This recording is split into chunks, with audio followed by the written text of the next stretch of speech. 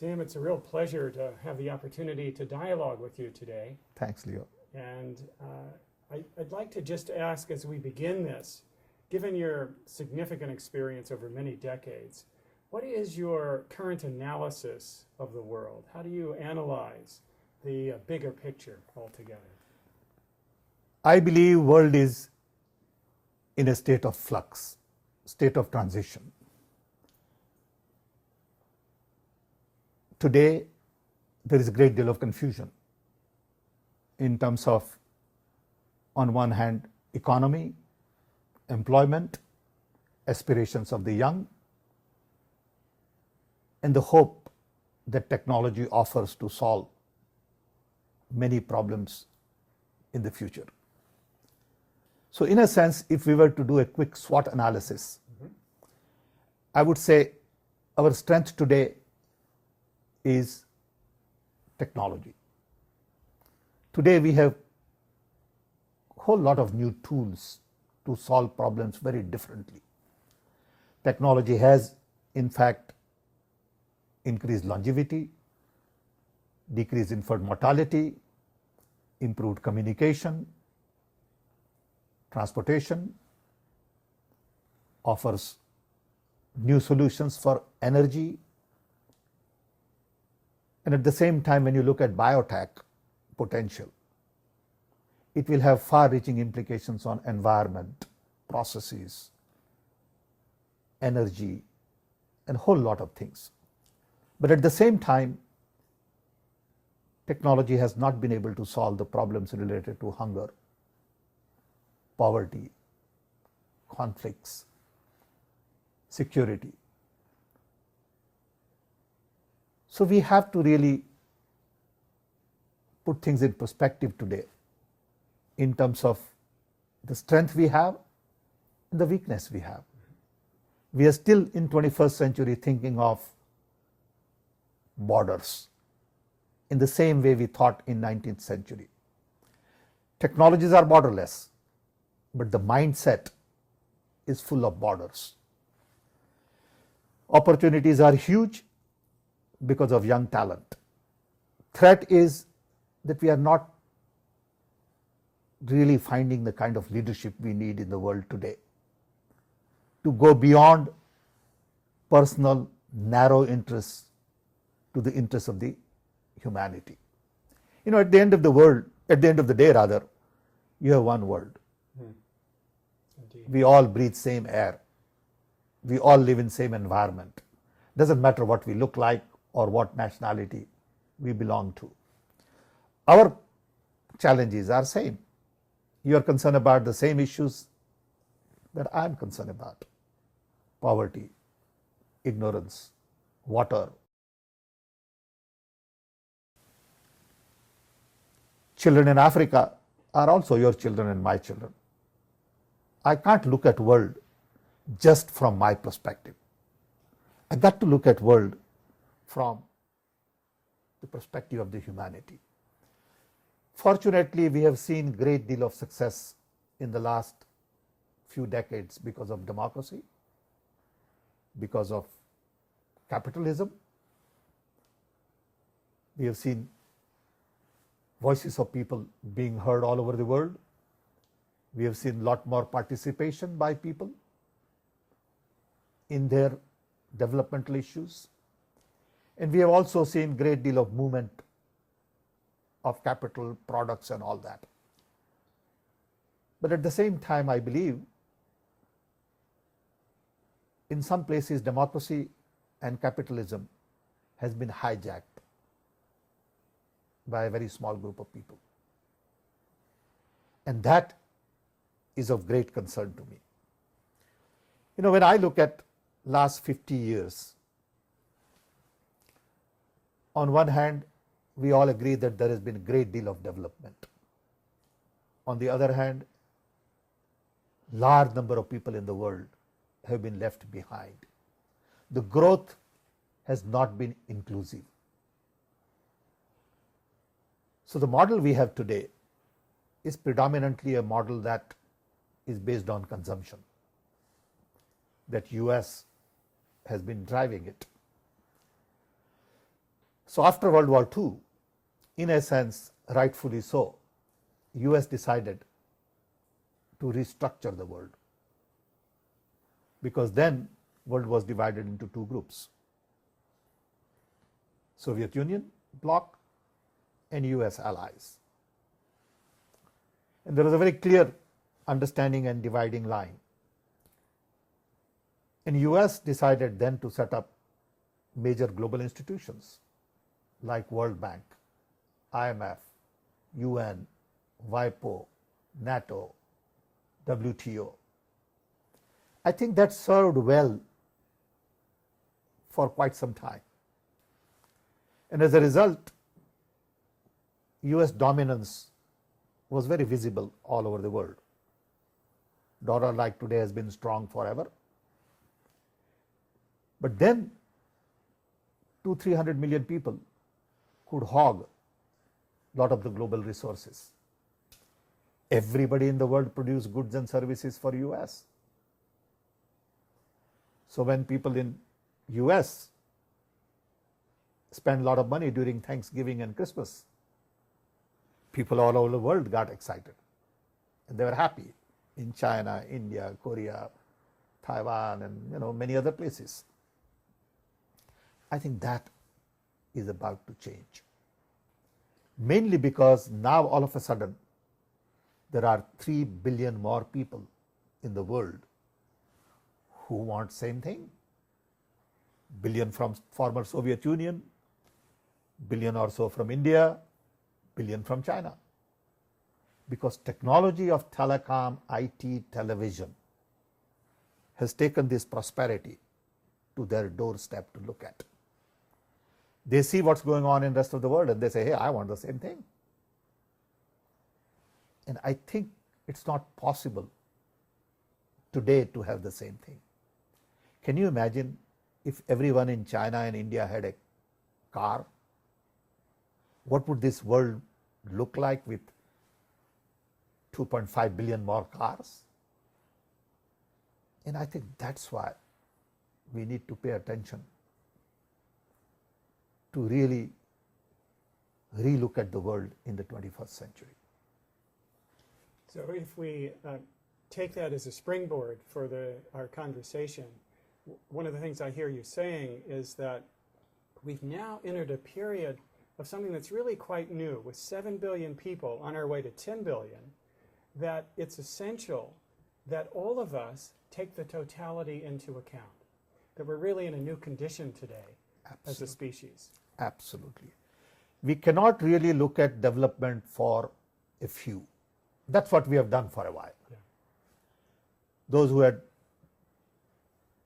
access to resources have really become richer and richer. Individuals, countries, communities. And those who were poor have remained poor for too long. The benefits of technology and science, growth and prosperity, has not really reached large number of people. So when I look at stress in the world and tension, I think it's all about development. It's not about religion. The conflict is all about development. If everybody is reasonably well off, I think there will be less conflict. Those who are really poor see what's going on in the world and they say, wait a minute, we want piece of the pie, rightfully so. And I think the focus going forward will have to be based on inclusive growth. But we really don't know how to deal with inclusive growth. For example, all of the global institutions today really serve, in a sense, people who are well off. All of the measurements today that we have designed, GDP, GNP, per capita income, balance of payment, trade deficit, is also designed in a way to serve rich. I have this favorite thing that I have been saying for the last 25 years, that the best brains in the world are busy solving problems of the rich, who really don't have problems to solve. And as a result, problems of the poor really don't get the kind of talent it deserves. Problems of the poor are very complex, and problems of the poor require focus on affordability, scalability, and sustainability. If it is not affordable, it's not going to scale. For the top of the economic pyramid, even if it is not affordable, people will buy it because there are lots of rich people who can buy anything.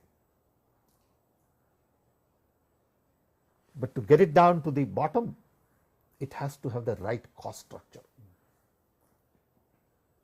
What it means in a way is that the best of the best designers in the world today, when they graduate out of colleges or engineers or scientists, they go solve problems of the rich because it's paying.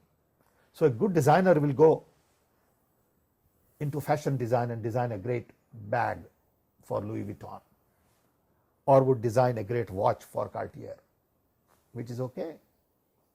But they will not spend time in designing better slums for poor because nobody is paying. And I think we need to at least get some of our young to begin to focus on problems of the poor. It requires completely different mindset. At times, it requires not just your mind, but your heart. And we are not really taught these things in schools and colleges. When I look at all the leadership courses in MBA programs, they are really focused on leadership for corporate world. How do you increase productivity, efficiency, reduce cost, get better market share, have new plan for business development? That's not the leadership that you need to solve the problems of the poor. It helps, but I think you need a whole different way of looking at technology. In another way, when I look at the world more so like India, I see three fundamental challenges. One, disparity. Disparity between rich and poor, urban, rural, educated, uneducated. This disparity is huge, and we need to narrow it a little bit. We know we can't get rid of it. If we had better facilities in rural areas, they will have better opportunities. So, for example, in a country like India, large number of people, like everywhere else, are moving into urban areas. And I've been saying that if Bangalore can be a back office of America and Europe, why can't rural India be the back office of Bangalore?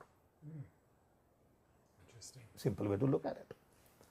The second challenge is really demography. In many parts of the advanced countries, population is going down and aging, while in emerging markets, developing world, population is increasing and young. Take, for example, India. India has 550 million young below age of 25. And that is a challenge. What do you do with these young people?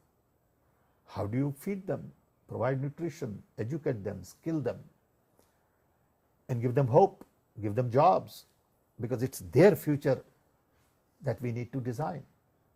And then the other extreme is someone like Japan, where schools after schools are closing because there are no children. So how do you put all this together? On one hand, you have schools which are closing. On the other hand, you can't build enough schools in the world. Okay. So I think beside disparity and demography, we also need to expedite the process of development. World over, a lot of stuff is going on. But I think we are not using technology in a right way to really expedite the process of development. I personally believe that internet and web is a bigger disruptive force than World War II. World War II destruction, you could see it. Buildings have collapsed, war was here, roads are broken. With internet, everything is changing. We are breaking every order that exists today. Business models are changing, education is changing, health will change, governance will change, agriculture will change, delivery systems will change, banking will change, the whole concept of money will change. Governance is going to change substantially. But I don't think we understand and appreciate this new sort of bomb we have dropped or we have created in a good way to really restructure everything. Because with internet, we are democratizing information. And to me, a lot of the world poverty is poverty of knowledge. And if we can democratize information, hand it out to all kinds of people at no cost, I think it will empower them. If you really want to empower 7 billion people in the world, you got to bring information to them. You've talked at times of how, in addition to the internet through laptops and PCs, that we now, for many people, their laptop is their mobile phone. Absolutely. And the explosion of mobile phones that we've seen, mobile telephony, over the last really 10 years, provides great opportunities for a connected world. Absolutely. You know, for example, I started my work in India on telecom when we had 2 million telephones. It used to take 15 years to get a telephone connection in India. Now, all of a sudden, in a short span of 20 years, we have 900 million phones in India. India is a nation of connected billion. The big challenge for India is now to see how do we take this connectivity forward. How do we use this connectivity to create new world? How do we do things differently than we have done in the past to take advantage of this connectivity? And this sort of requires innovations of all kinds. But one interesting point I'd like to make at this time is that cost per line of a telephone line remain constant at $1,100 a line for long time. Landlines, okay. I have now spent about close to 50 years in telephone business. And for 35 years, cost per line remained as $1,000, $1,100 a line. We went from electromechanical to electronic to digital switching. We added all kinds of features and functionalities and reliability, but the cost never changed. And as a result, it took mankind 110 years to get to billion phones. Then comes mobile phone, new technology. Cost was 2,000 first, went to 1,000, went to 500, went to 200. When cost barrier broke to $100 a line, boom. All of a sudden in 15 years, we had 6 billion more phones. That is the power of affordability. So when I look at this, I always focus on affordability. Can you make things affordable? Whether it is food, furniture, education, health services, you got to make it affordable. And then it will scale. Then people all over the world will get prosperous. And then I think tension in the world will change substantially. That's how I feel, you know.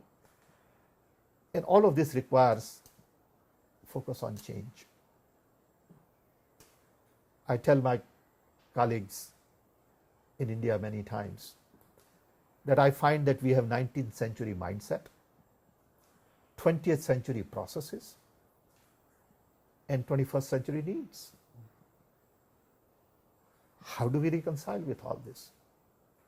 So we got to change the mindset. We are so comfortable doing things the way we have been doing. We are not willing to take a risk. And every time someone comes up with an idea which requires generational change as opposed to incremental change, people panic. They have never done it before. So they say, wait a minute, will it work? Of course it may not work. But you got to take that risk. And if you don't take that risk, how do you create new world? So I think the next challenge for all of us in this world is to really assess where we are in many of these areas and see what kind of a paradigm we need going forward. With the new tools, new technology, new challenges, are we really going to design institutions and infrastructure for the 21st century? Or are we going to take the 20th century infrastructure and fiddle with it? See, everyone wants to go back to what it was because they are comfortable. And I'm saying at times it's not possible to go back to what it was. We got to go forward. And that requires a little bit of risk taking. It requires innovation. And people don't like this conversation. So it really requires, what you're saying, a new kind of leadership where we embrace change, where we're willing to, again, take the totality into account of all of humankind and recognize the unity in which we're participating, and then to be able to deploy technology from that perspective for a whole new ballgame. Absolutely. You look at World War II and we decided to set up a lot of new institutions with US leadership. But nobody is saying, wait a minute, what kind of institutions we need with this internet revolution in 21st century? Rather than fixing UN and WIPO and WTO and World Bank and IMF and all that, recognizing globalization, privatization, free market economy, use of technology, do we really need new institutions? Is WIPO going to be the answer for global patents? Is existing World Bank or IMF the answer for a need for a global Federal Reserve?